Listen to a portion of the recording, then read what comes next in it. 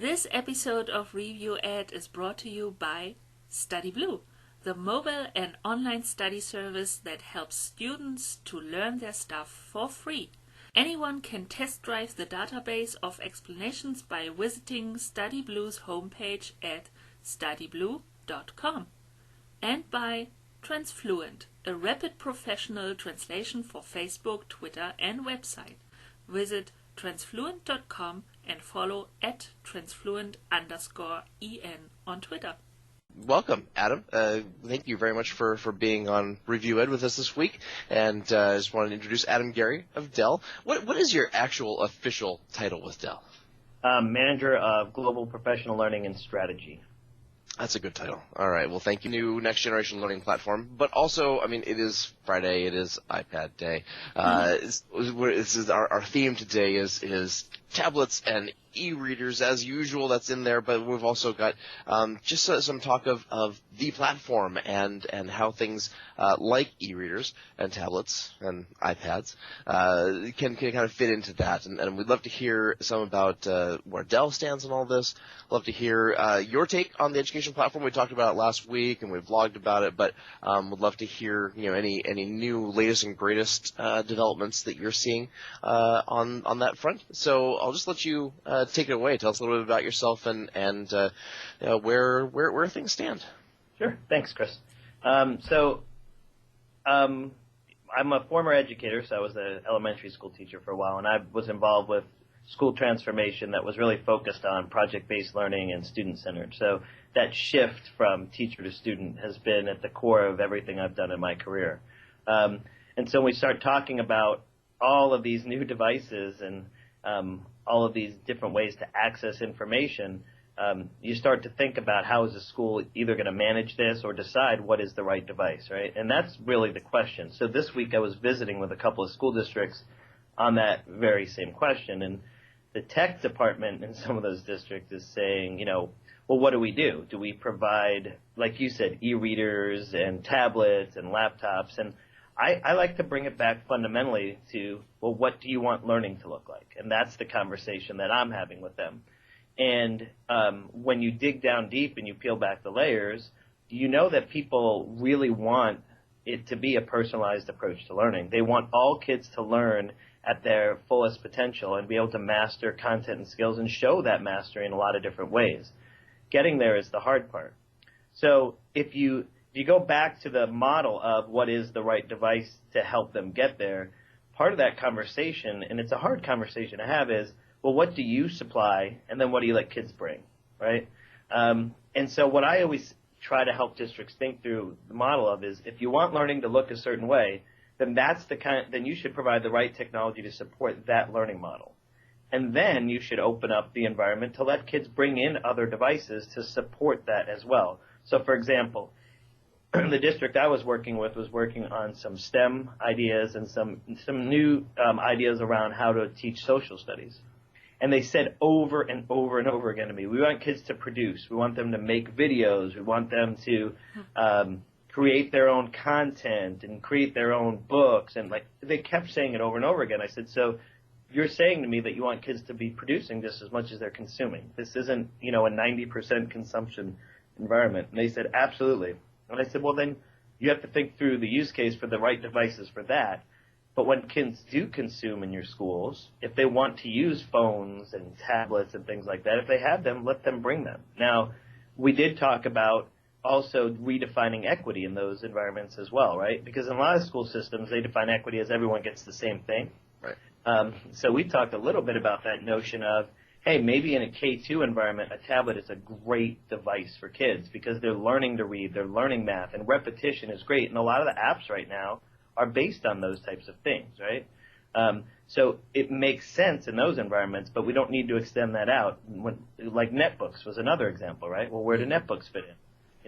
They're not going to be a great device for a high school kid. I'm sorry. We tried to make that happen, but it doesn't work. Kids need a lot more power when they get into high school if the model is designed for kids to produce, right?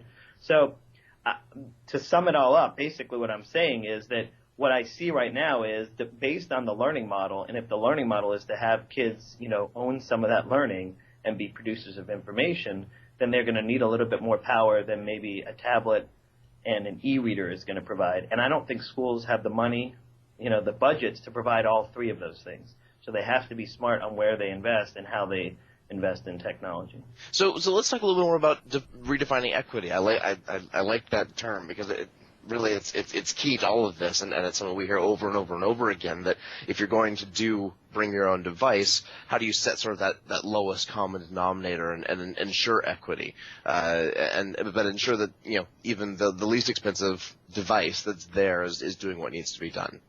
What's been your experience in that?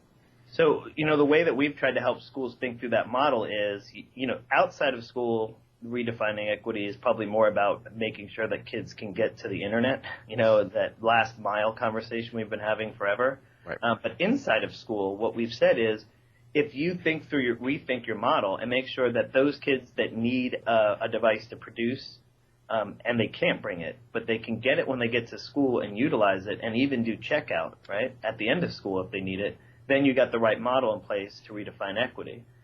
That's from a student standpoint. But even from a teacher standpoint, what we're saying is, why does the model always have to be every single teacher is going to do this same thing next year?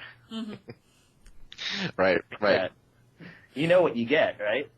Why don't we think through the model and say, what does it take? What does a teacher profile look like for someone who's ready to do this? Mm-hmm. And let's get those teachers in and doing some great things, build capacity, and then build a model from there. Because it's been my experience that almost all teachers want to do the right thing. They just have to be set up for success to do the right thing. That's how we're... Yeah. And what feedback do you get from the teacher side?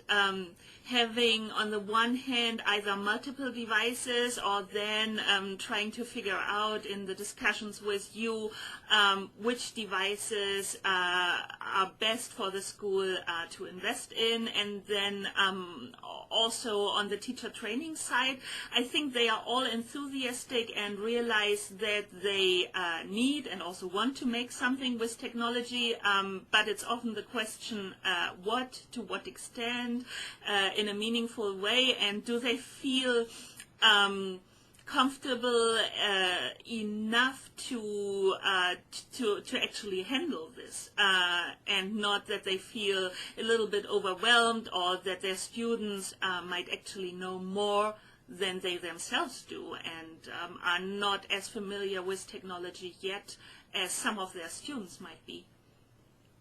Yeah. So there's a couple of things in there. I don't know, do we lose Kirsten or is she there?